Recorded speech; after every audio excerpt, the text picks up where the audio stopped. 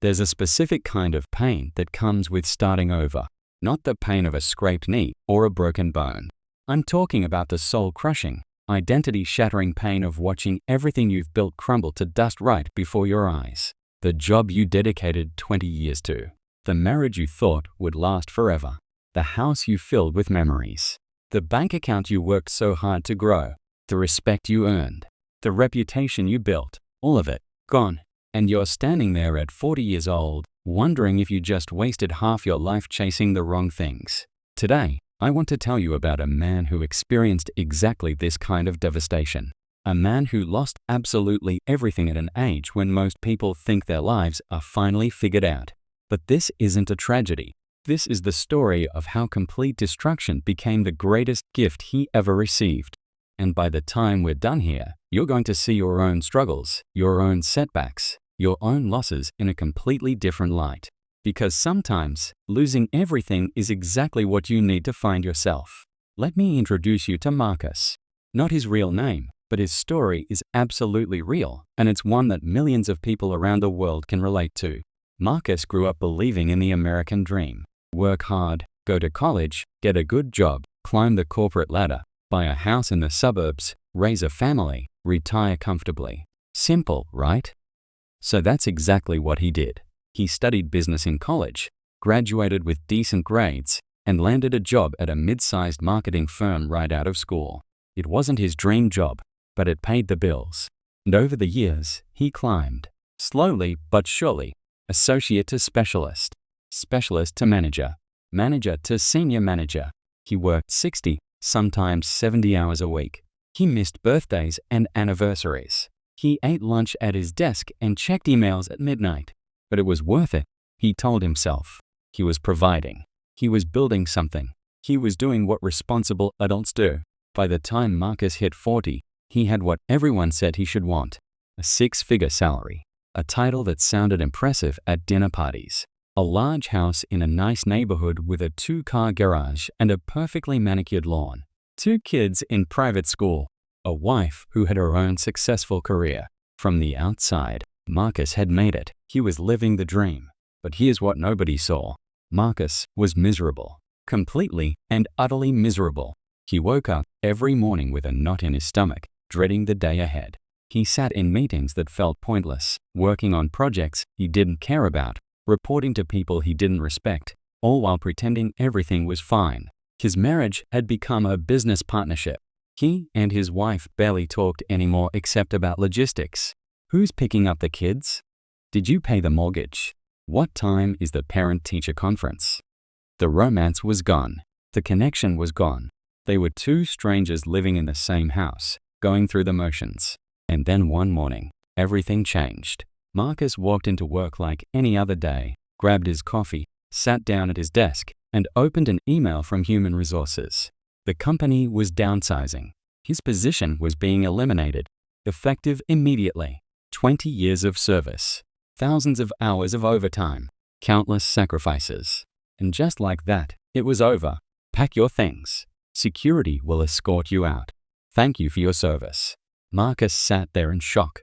This wasn't supposed to happen. He had done everything right. He had followed all the rules. But none of that mattered now. He was unemployed at 40 with a mortgage, car payments, tuition bills, and a lifestyle that required 6 figures to maintain. He went home that day and told his wife. And instead of support, instead of understanding, he saw something in her eyes that broke him even more. Disappointment, fear, doubt. The foundation of their relationship, he realized in that moment, wasn't love. It was financial security. He was the provider. That was his role. And now that role was gone. Over the next few months, everything unraveled. Marcus sent out hundreds of resumes. He went on dozens of interviews. But the market was tough. Companies wanted someone younger, cheaper, hungrier. At 40, he was either overqualified or too expensive. The rejection emails piled up. His savings started dwindling. He had to dip into his retirement account, then his daughter's college fund. The stress became unbearable. He stopped sleeping. He gained weight. He withdrew from his friends because he was ashamed. He felt like a failure. His wife grew more distant. They started fighting about money constantly. Every purchase became a battle. Every bill became a source of tension. And then one evening, after another devastating argument, she said the words that would change everything. "I can't do this anymore. I need someone I can depend on." 6 months after losing his job, Marcus lost his marriage too. His wife filed for divorce. And in the settlement, he lost the house. He lost half of what little savings he had left. He had to move into a small apartment across town, away from his kids, away from the life he had built. At 40 years old, Marcus had nothing. No job, no wife, no house, no savings, no identity. He was starting from absolute zero. And for weeks, maybe months, he wallowed in despair. He thought about giving up entirely. What was the point? He had played by the rules and lost everything anyway. But then something shifted. One night, lying in his tiny apartment on a mattress on the floor because he couldn't afford furniture yet, Marcus had a moment of brutal clarity. He realized something that would change the entire trajectory of his life. He hadn't lost everything. He had lost everything that wasn't real. The job he hated, the marriage that was built on convenience, not connection, the house that was just a status symbol, the lifestyle that required him to sacrifice his health, his happiness, his authenticity. All of it was gone.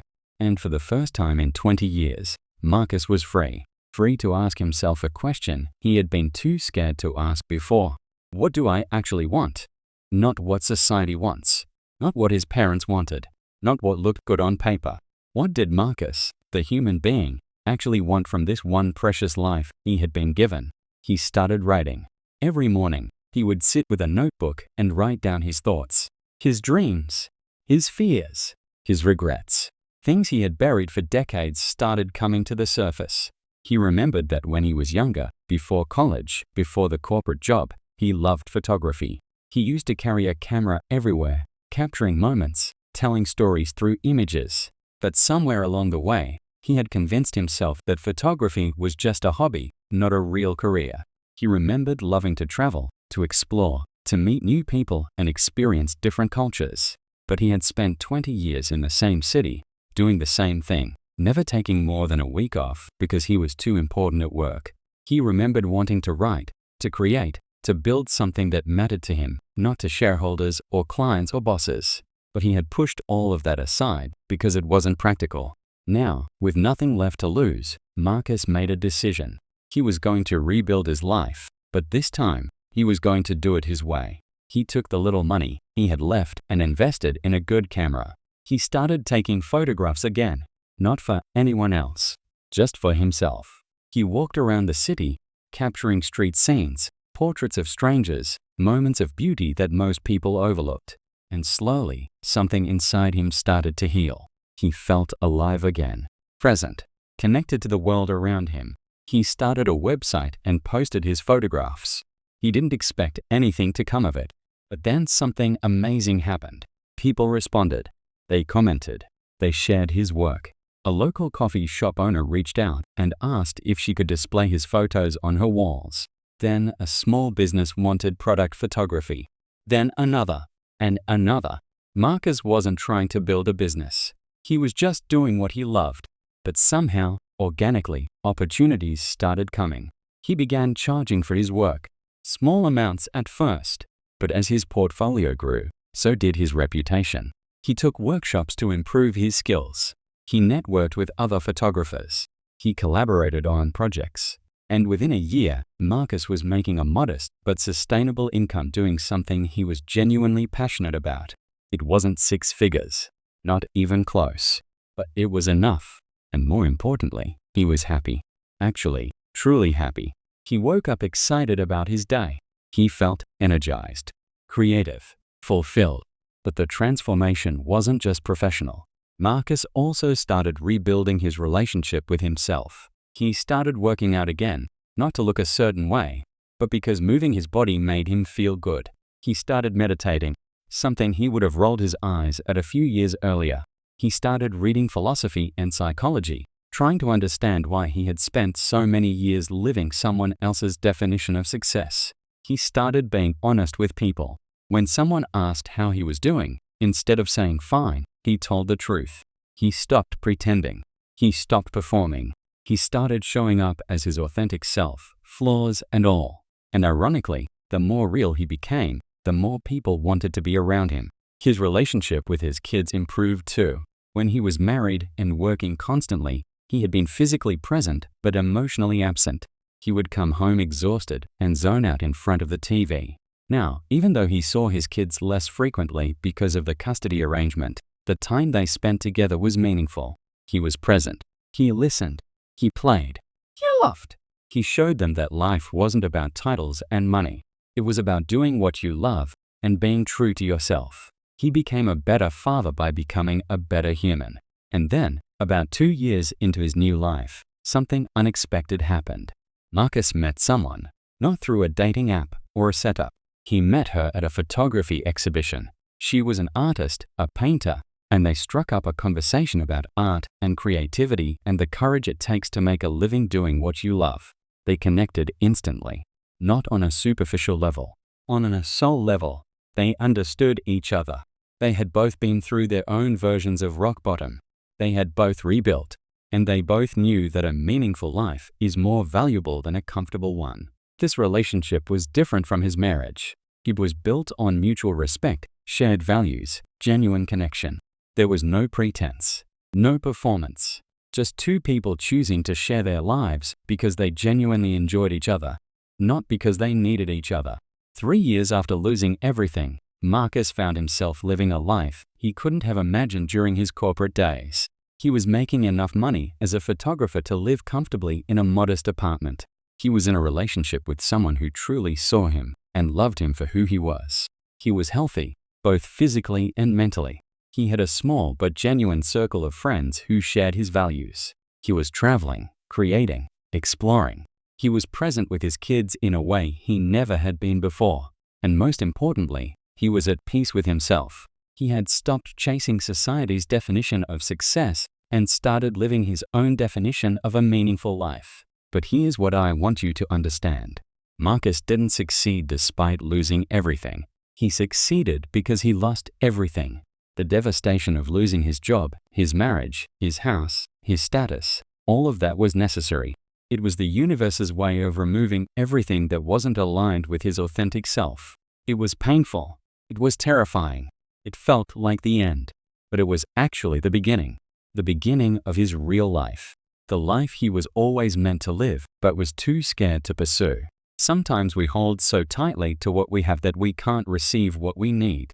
Sometimes we're so committed to the path we're on that we miss the better path right next to us. Sometimes we need to lose everything to realize that what we thought was everything was actually nothing. So what can we learn from Marcus's story? What wisdom can we extract that applies to your life right now, wherever you are, whatever you're facing? First, understand this deeply. Security is an illusion.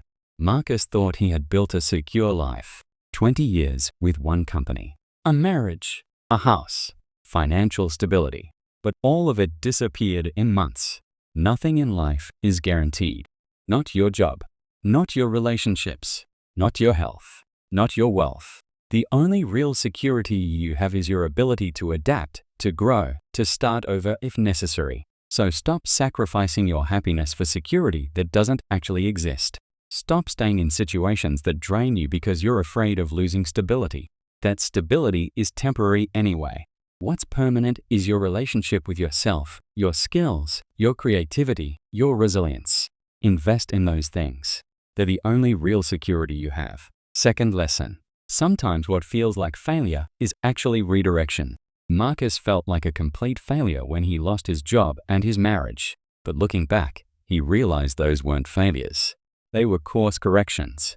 Life was pushing him off a path that was wrong for him and onto a path that was right for him. But he couldn't see that in the moment. None of us can. When you're in the middle of loss, it feels like the end of the world. But often, it's just the end of a chapter that needed to end. Your job isn't to understand why things are happening. Your job is to trust that there's a reason and keep moving forward. That relationship that ended, maybe it was making room for a better one. That opportunity you didn't get, maybe it was preventing you from accepting your real calling.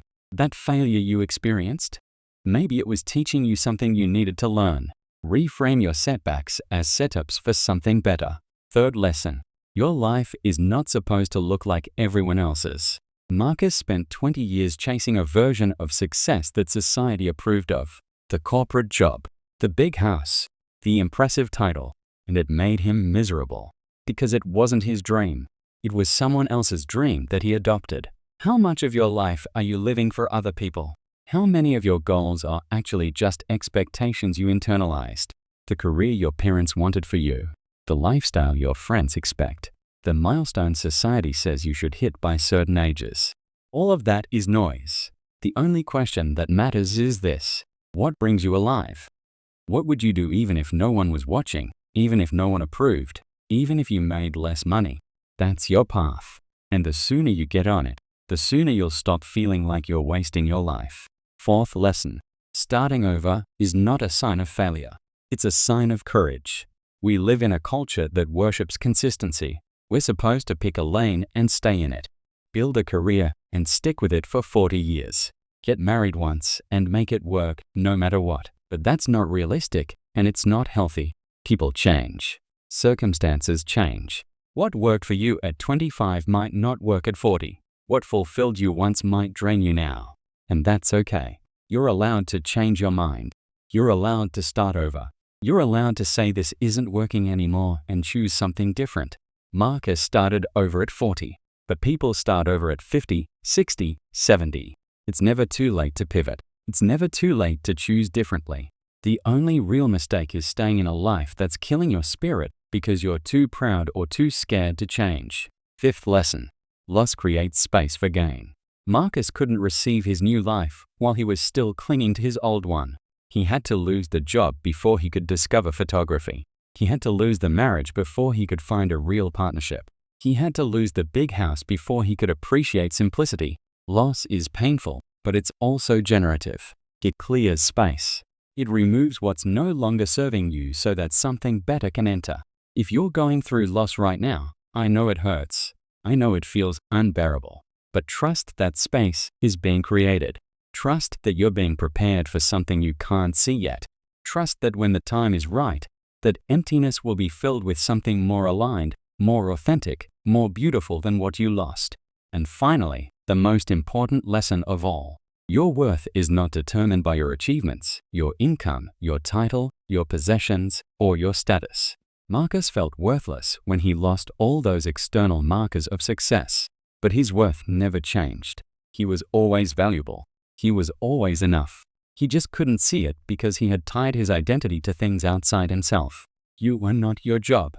You are not your bank account. You are not your relationship status. You are not your house or your car or your accomplishments. Those are things you have or things you do. They are not who you are. Who you are is the consciousness experiencing all of this. The awareness behind your thoughts. The soul inside your body. And that soul is infinitely valuable just because it exists. You don't have to earn your worth. You don't have to prove your worth. You already have worth. Inherently, permanently. Nothing you gain can increase it, and nothing you lose can diminish it. So here's what I want you to do. Right now, today, I want you to get honest with yourself. Ask yourself these questions. Am I living the life I actually want or the life I think I'm supposed to want? Am I staying in situations that drain me because I'm afraid of starting over? Am I sacrificing my authenticity for security or approval? What would I do if I wasn't afraid of failing? What would I do if I knew I couldn't fail? What brings me alive? Write down your answers. Be brutally honest. No one needs to see this but you. And then ask yourself one more question. If I lost everything tomorrow, who would I become? Because here's the truth that Marcus discovered and that I want you to understand. You don't need to lose everything to start living authentically. You can make that choice right now. You can start building your dream life today, not after some catastrophe forces you to. You can let go of what's not working. You can pivot. You can change. You can start over. You can choose yourself. Marcus lost everything at 40. His job, his marriage, his house, his identity. Everything. And it was the best thing that ever happened to him because it forced him to stop living someone else's life and start living his own. You don't have to wait for rock bottom. You don't have to wait for life to take everything away. You can choose transformation right now. You can choose authenticity right now. You can choose to build a life that's actually yours, not a life that just looks good to other people. Marcus's story isn't special because he's special. It's special because it shows us what's possible when we have the courage to let go of who we thought we had to be and embrace who we actually are. That same courage is inside you. That same possibility is available to you. The only question is, are you brave enough to claim it? Your dream life is waiting. Not someday. Not after you've accomplished more or lost more or changed more. It's waiting right now. All you have to do is decide that you're worth it. Because you are. You always have been. And it's time you started living like you believe it.